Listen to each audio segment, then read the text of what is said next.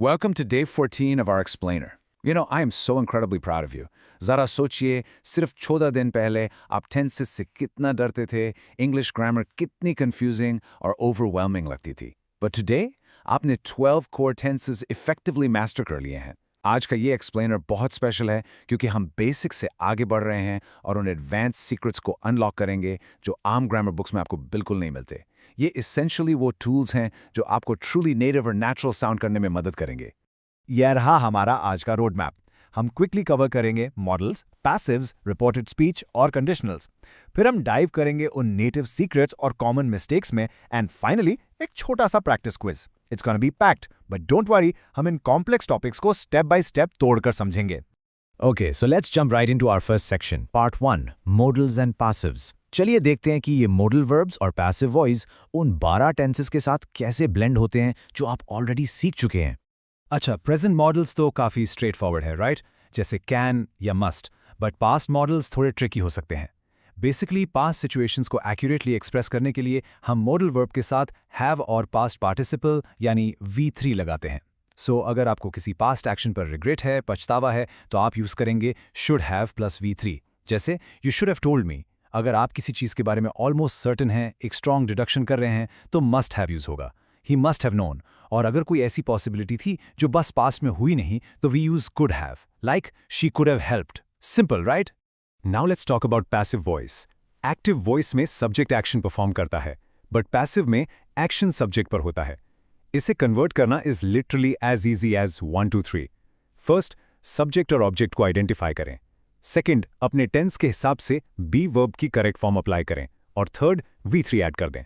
हम पैसिव तब यूज करते हैं जब एक्शन करने वाला या तो अननोन हो, जैसे माई वॉलेट वॉज स्टोलन, या फिर जब उस डूअर की इंपॉर्टेंस ही ना हो, जैसे English is spoken all over the world. All right, moving on to section 2, mastering reported speech. जब हम किसी और की बात आगे बताते हैं तो टाइम शिफ्ट करना लिटरली सबसे क्रूशियल पार्ट होता है.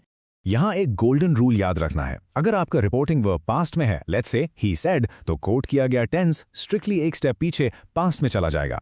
प्रेजेंट सिंपल बन जाएगा past simple, present continuous shift हो जाएगा पास्ट कंटिन्यूअस में, विल हो जाएगा वुड और कैन बन जाएगा good. So I am studying naturally turns into he said that he was studying. Make sense? इसका सिर्फ एक एब्सोल्यूट एक्सेप्शन है. अगर आपको यूनिवर्सल ट्रूथ या साइंटिफिक फैक्ट शेयर कर रहे हैं, जैसे the earth revolves around the sun, तब हम कोई टेंस शिफ्ट नहीं करते. So that brings us to section 3, the conditional sentences. ये एक हाईली एडवांस्ड ग्रामर टॉपिक है जो टोटली टेंसेस पर रिलाई करता है इमेजिनरी सिनारियोज और फ्यूचर पॉसिबिलिटीज को क्रिएटिवली एक्सप्रेस करने के लिए. Basically we have 4 main conditionals. Let's start with the absolute foundation. Zero conditional उन बातों के लिए रिजर्व होता है जो हमेशा सच होती हैं, लाइक साइंटिफिक फैक्ट्स. इसका स्ट्रक्चर है इफ प्लस प्रेजेंट सिंपल और सेंटेंस के दूसरे पार्ट में भी present simple. For example, if you heat water to 100 degrees it boils. फिर आता है फर्स्ट कंडीशनल जो रियल फ्यूचर पॉसिबिलिटीज के लिए यूज होता है. यहां इफ प्लस प्रेजेंट सिंपल के बाद हम विल और बेस वर्ब लगाते हैं. वेदर प्रेडिक्शंस इसकी परफेक्ट एग्जांपल हैं. If it rains tomorrow I will stay at home. Now let's step it up a notch. Second conditional एक ऐसी इमेजिनरी प्रेजेंट या फ्यूचर सिचुएशन के बारे में है जो रियलिटी नहीं है. इसमें पास्ट सिंपल के साथ वुड और बेस वर्ब लगता है. Think about it. If I had money I would travel. आप एसेंशियली एक ऐसी चीज का ख्वाब देख रहे हैं जो राइट नाउ सच नहीं है. On the flip side third conditional बिल्कुल अलग है. ये इमेजिनरी पास्ट के लिए है. जो हो चुका है अब उसे बदला नहीं जा सकता. Like a major past regret. इसमें पास्ट परफेक्ट के साथ वुड हैव और V3 आता है. If I had studied I would have passed. You didn't study and you failed. That is a done deal in the past. अच्छा, pay close attention here क्योंकि ये एक ऐसा नेटिव रूल है जो इंटरमीडिएट लर्नर्स बहुत अक्सर मिस करते हैं. सेकेंड कंडीशनल में जब आप ख्याली बातों का जिक्र कर रहे हों तो हमेशा वर यूज करें. इट डजंट मैटर कि सब्जेक्ट क्या है. If I was you technically incorrect है. It's always if I were you, if she were here या इफ आई वर रिच. ये एक छोटी सी डिटेल ऐड करने से आपकी English instantly highly advanced sound करने लगती है. ओके, गेट रेडी क्योंकि we are entering section 4, native secrets and exceptions.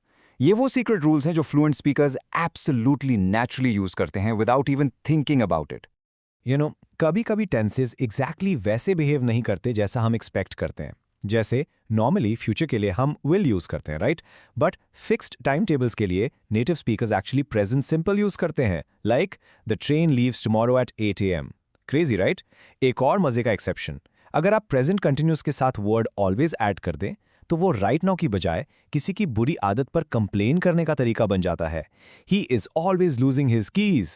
And finally, will सिर्फ फ्यूचर के लिए नहीं है, we use it to show present characteristic behaviour too. जैसे हम सब कहते हैं ना, boys will be boys. Let's look at some regional variations real quick. जब किसी हाल ही में हुए एक्शन की बात हो तो स्टैंडर्ड ब्रिटिश इंग्लिश में present perfect is the absolute go to, have you eaten yet? लेकिन अमेरिकन इंग्लिश में इसके लिए ओपनली पास्ट सिंपल यूज होता है, डिड यू ईट येट? अब इंटरेस्टिंग बात यह है कि दोनों ही बिल्कुल ठीक हैं, बट याद रखें कि स्टैंडर्ड पाकिस्तानी और इंडियन इंग्लिश में ब्रिटिश स्टाइल को थोड़ा ज्यादा फॉर्मल और प्रिफर्ड माना जाता है। Here is a crucial tip about past habits. Used to और would दोनों past actions के लिए perfect हैं. I used to play cricket और I would play cricket every day.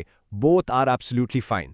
But please remember this rule. Would को कभी भी states of being यानी आपकी current हालत या state बताने के लिए use नहीं करते. आप कह सकते हैं I used to be shy, but I would be shy literally makes no sense वहाँ. Used to actions और states दोनों के लिए perfectly काम करता है. अगर आप ट्रूली नेटिव साउंड करना चाहते हैं तो इस टूल किट को अपनी डेली स्पीच में डेफिनेटली शामिल करें। First of all, contractions are a must. I will की जगह आयल बोलें। Use she's and wouldn't. Recent activities के लिए बीन लगाएं, like I have been driving for 2 hours. अगर कोई काम बार बार रिपीट हो रहा है तो कीप के साथ आईएनजी फॉर्म लगाएं। She keeps forgetting. टेंसेस को आपस में स्मूथली कनेक्ट करने के लिए बाय द टाइम एक बहुत एलिगेंट फ्रेज है। और हाँ, अगर अपनी बात में वजन डालना हो, स्ट्रॉन्ग एम्फेसिस देना हो तो डू या डिड लगाएं। Don't just say I understand, say I do understand. It changes the whole vibe. Alright, let's pivot slightly to section 5, common advanced mistakes. हमने आपका एडवांस टूल किट तो बिल्ड कर लिया, पर अब इन कॉमन कॉन्वर्सेशनल ट्रैप्स से बचना बहुत जरूरी है। Let's run through these quickly so you can easily spot them in your own conversations. First, जैसा हमने अभी सीखा, second conditional में was की जगह हमेशा were यूज करना है। Second trap, थर्ड कंडीशनल के दोनों हिस्सों में would have गलती से भी मत लगाएं। थर्ड, रिपोर्टेड स्पीच में टेंसेस को पीछे शिफ्ट करना कभी मत भूलें। फोर्थ, पैसिव वॉइस में अनलेस इट्स रियली नेसेसरी बिला वजह बाय समवन ऐड करने की जरूरत नहीं होती। The door was locked is enough. And lastly, V3 directly किसी मॉडल वर्ब के बाद नहीं आता, you have to put have in between, so it's she should have studied, not she should studied. Okay, I am so excited for this part. Section 6, final practice quiz. Let's see how much you've absorbed today. So listen to this sentence carefully. If I blank a bird, I would fly to Paris. आपके पास 4 options हैं, am, were, was या be. Just pause this explainer for a second and trust your instincts.